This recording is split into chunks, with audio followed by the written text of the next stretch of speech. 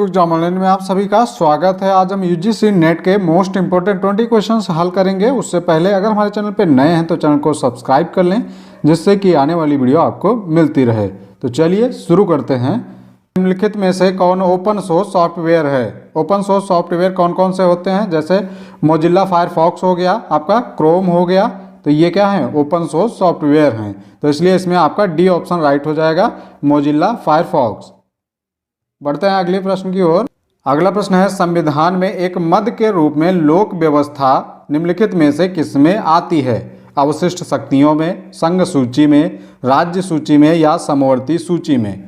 तो इसमें आपका सी ऑप्शन राइट हो जाएगा, राज्य सूची में। सामान्यतः लोक व्यवस्था और पुलिस संविधान की 7वीं सूची के अंतर्गत राज्य सूची का विषय है तथा प्रत्येक राज्य को इस संबंध में अपने विधान बनाने का तथा उस पर पूरा नियंत्रण रखने का अधिकार है।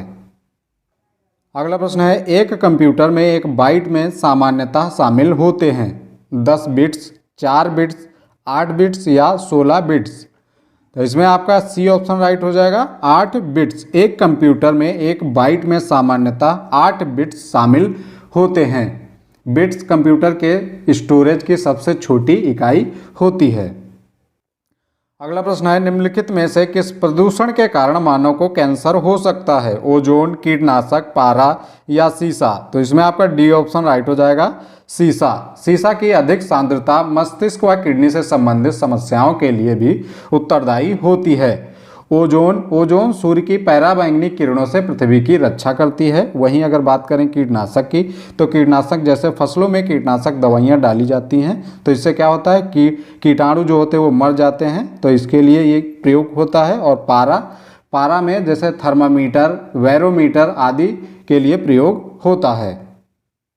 अगला प्रश्न है, निम्नलिखित में से कौन हमें एक ही पत्र को MS वर्ड में विभिन्न व्यक्तियों को भेजने में समर्थ बनाता है? Mail merge, mail join, mail copy या मेल इंसर्ट?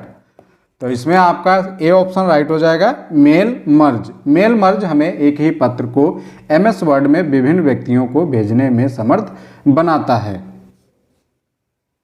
अगला प्रश्न है, निम्नलिखित में से कौन सी घटना एक प्राकृतिक खतरा नहीं है? रासायनिक संदूषण, दावाग्नि, बिजली कौंधना या भूस्खलन? तो इसमें आपका ए ऑप्शन राइट हो जाएगा, रासायनिक संदूषण।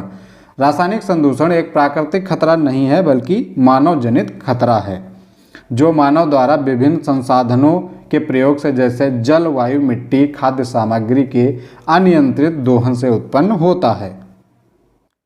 अगला प्रश्न है, निम्नलिखित में से कौन निवेश इनपुट डिवाइस नहीं है? मॉनिटर, माइक्रोफोन, कीबोर्ड या जॉयस्टिक?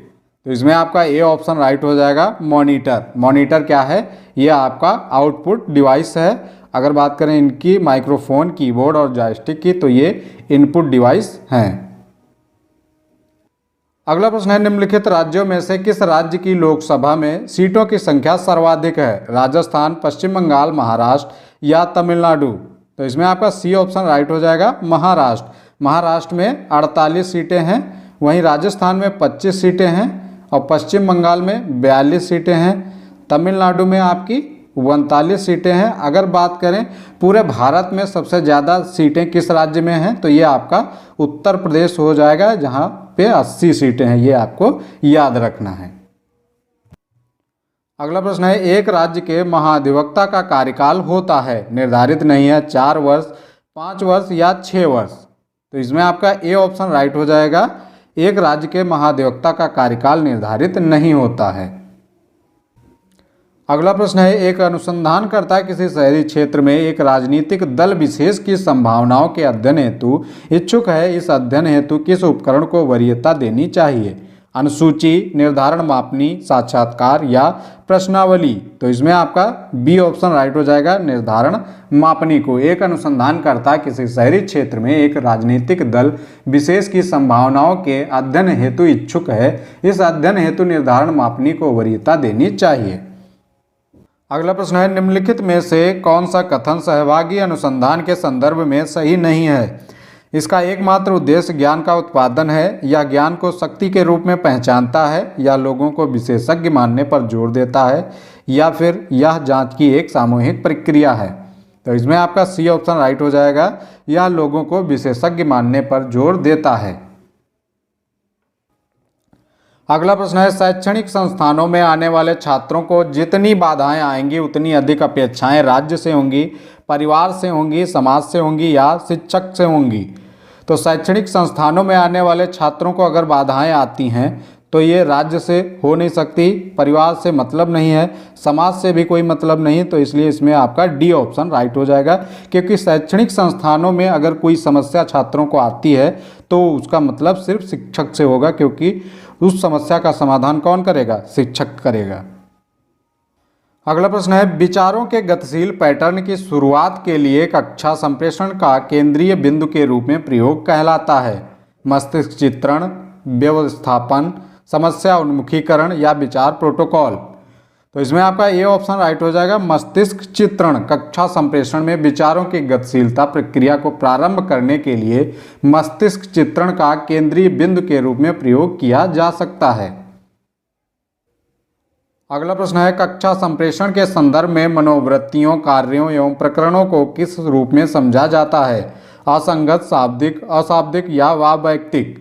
तो इसमें आपका सी ऑप्शन राइट हो जाएगा। अशाब्दिक कक्षा संप्रेषण के संदर्भ में मनोवृत्तियों, कार्यों एवं प्रकटन को प्रायः अशाब्दिक संचार के रूप में समझा जाता है।